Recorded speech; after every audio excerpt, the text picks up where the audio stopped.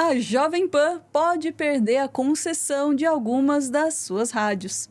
Eles até tentaram aí um acordo, mas parece que não rolou não. Agora o processo vai ser retomado. Quem traz as informações é a nossa Sofia Labanca, no plantão.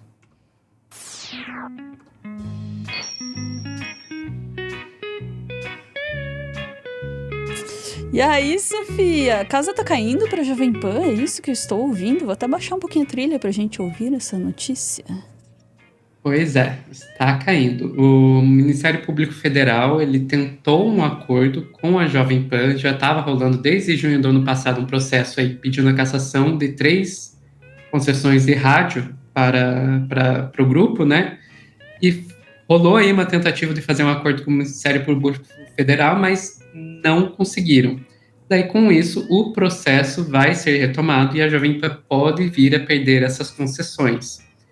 O Ministério Público Federal está justificando aí essa ação contra a Jovem Pan, dizendo que ela estava aliada à campanha de desinformação com veiculação, aspas, sistemática de conteúdos que atentaram contra o regime democrático.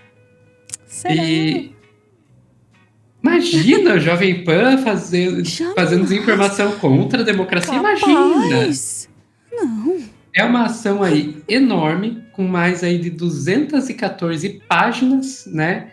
E o Ministério Público Federal também pediu que, além dessa cassação da concessão, aí o pagamento de indenização por danos morais coletivos. Que tamanho de indenização, Ana? Muitos dígitos. 13,4 milhões de reais. Sério? Por danos morais coletivos contra um país inteiro. Uhum. E eu, sinceramente, Ana, se isso é o custo aí da desinformação contra a democracia, eu acho que, falando aqui da minha opinião, deveria ser mais, porque a gente tem que considerar que não foi só ataque à democracia, né? Vamos lembrar de tudo que aconteceu durante a pandemia? As desinformações durante a pandemia? E que daí o quanto de vidas isso aí custou. Pode ter custado? 13 milhões é pouco. É pouco. E só perder 3 rádios também é pouco. Também Mas é enfim. pouco. Enfim, eu acho que a gente pode pegar e colocar, Ana, a reportagem aí do ICL, que eles destacaram ali umas aspas do relatório do MPF. Pode descer um pouquinho ali em nota, na época do protocolo da ação, vai dizer ali pra gente que o Ministério Público Federal afirma que, aspas, a Jovem Pan disseminou reiteradamente conteúdos que desacreditam, sem provas, o processo eleitoral de 2022. Atacaram autoridades e instituições da República, incitaram a desobediência a leis e decisões judiciais, defenderam a intervenção das Forças Armadas sobre os poderes civis constituídos e incentivaram a população a subverter a ordem política e social. É isso que o MPF aí está colocando nessa... Foi só isso. Para pedir a cassação dessas concessões de rádio da Jovem Pan. Que são aí especificamente 3 concessões que estão ou em São Paulo ou em Brasília. Então, se isso for em frente, São Paulo e Brasília podem ficar sem rádio Jovem Pan. Enfim, eu queria trazer aqui, Ana, a gente viu aí a reportagem da Juliana Dalpiva, eu queria trazer o comentário que o Eduardo Moreira fez sobre esse caso aí, que daí saiu no canal, não foi inscrito, é em vídeo, a gente vê no canal do ICL Notícias o que o Eduardo Moreira falou sobre isso. Vamos lá, vamos ouvir, daí a gente... A Jovem Pan, ela batia de audiência, e por que batia de audiência? Porque o Bolsonaro adotou como a emissora oficial desse projeto dele, que era o projeto dos CACs, que era o projeto dos atiradores treinados nos clubes de tiro. A emissora oficial era a Jovem Pan. Então, o que o Bolsonaro fazia? Tinha que dar uma exclusiva? Era para a Jovem Pan. Tinha que fazer uma coletiva, o microfone que aparecia no meio era aquele amarelo da Jovem Pan, ou vermelho e branco. Eles têm dois microfones, aparecia no meio ali da história. Então, tinha um furo, tinha que dar ali uma exclusiva, tudo para a Jovem Pan. Então é o seguinte, esses caras ficaram gigantes. Aí o Bolsonaro, além de tudo isso, pegou o quê? Grana. A gente mostrou aqui no site da Transparência. Mas muita grana. Mostramos números oficiais. Oficiais. Botou, assim, dezenas de milhões de reais na mão da Jovem Pan. Aí o cara pega tudo isso e usa para botar a população completamente desinformada durante a maior pandemia do último século, onde no Brasil morreram quase 1 milhão de pessoas, bota para instigar nas pessoas ali o desejo de uma ruptura democrática, desacreditando o processo das eleições e organizando o discurso dessa turma, porque vocês têm dúvida de onde começava o discurso que depois era espalhado pelo Telegram, pelo WhatsApp? Você precisa de uma fonte, porque o modelo da fake news é o seguinte: fonte, soldados, público. Então você... Vamos lá. Quer ver mais um pouquinho, Sofia? Tá bom já. Não, tá bom já. Tá bom. Eu acho interessante que ele fala da questão aí financeira também, né? E lembrar que em 2023 a Jovem Pan estava chorando a perda de verba pública, né? A perda de verba publicitária do governo. Então, a gente tem que lembrar que, assim, a Jovem Pan foi financiada aí também pelo governo Bolsonaro, de certa forma. Tá, tudo bem, verba publicitária todo o governo tem e manda para várias emissoras.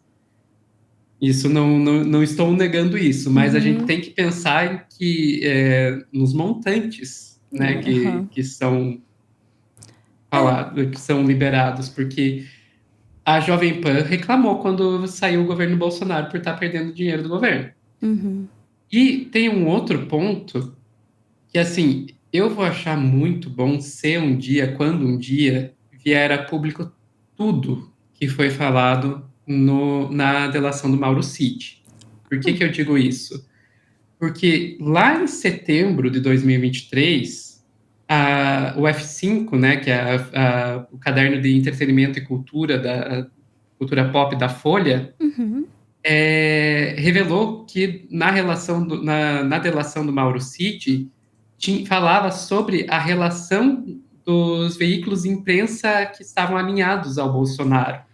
E cita especificamente a Jovem Pan, né, que fala que na delação do Mauro Cid ele teria falado muito sobre a proximidade do Bolsonaro à Jovem Pan. Inclusive, falando da relação financeira com empresários, jornalistas e donos de órgãos de imprensa ligados à extrema-direita. Então, deve ter informações aí sobre isso na delação do Mauro Cid, que a gente ainda não tem esses detalhes, porque a delação completa ainda não foi, se é que algum dia virá a público, né? Deus queira. E a Jovem Pan se defendeu, dizendo que não, a gente não vai falar nada sobre isso por se tratar de um processo judicial, então se exime de qualquer manifestação. Mas é bem provável aí, pelo menos pelo que diz a Folha, que tenham informações na delação do Mauro Cid sobre relação Bolsonaro-Jovem Pan. Entendi. Esse ponto que o Eduardo Moreira levanta aí, porque assim, muita gente, ao ver uma notícia dessa, vai dizer, mas não é perigoso, a gente está aí punindo emissoras e a liberdade de imprensa e tudo mais, né? Porque aí, de repente, tem umas pessoas que começam a se preocupar com a liberdade de imprensa aí. A questão existe uma relação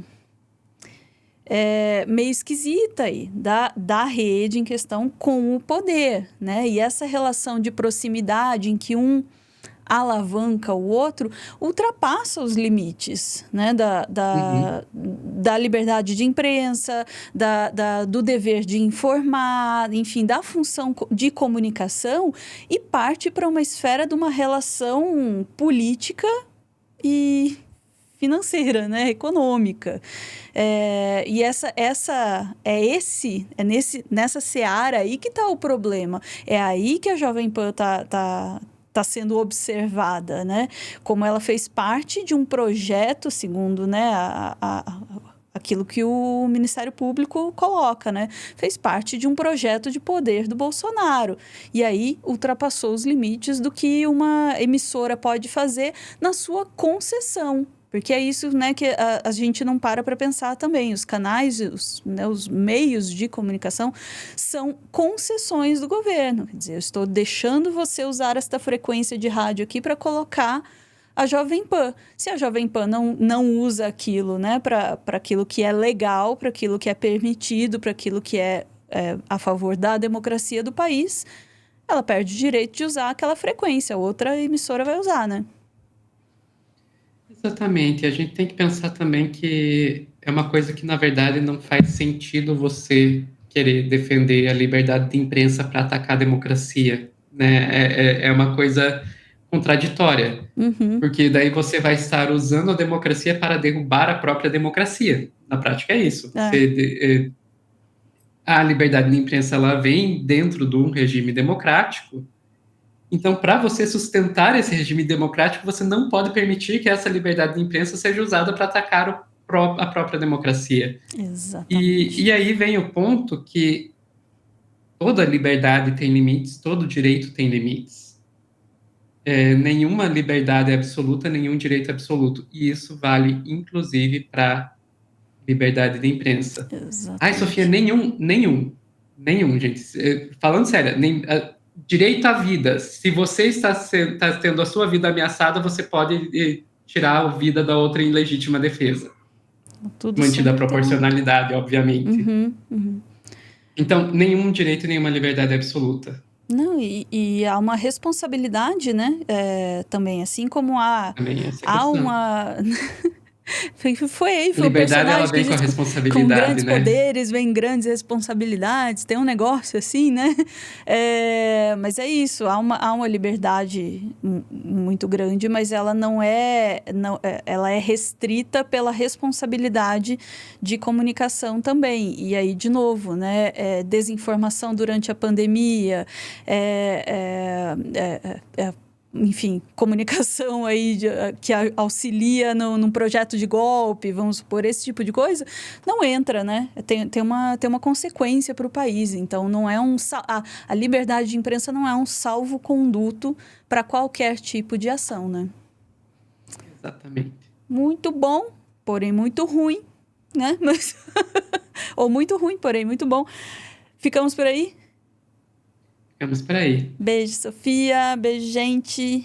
Até a Tchau. próxima.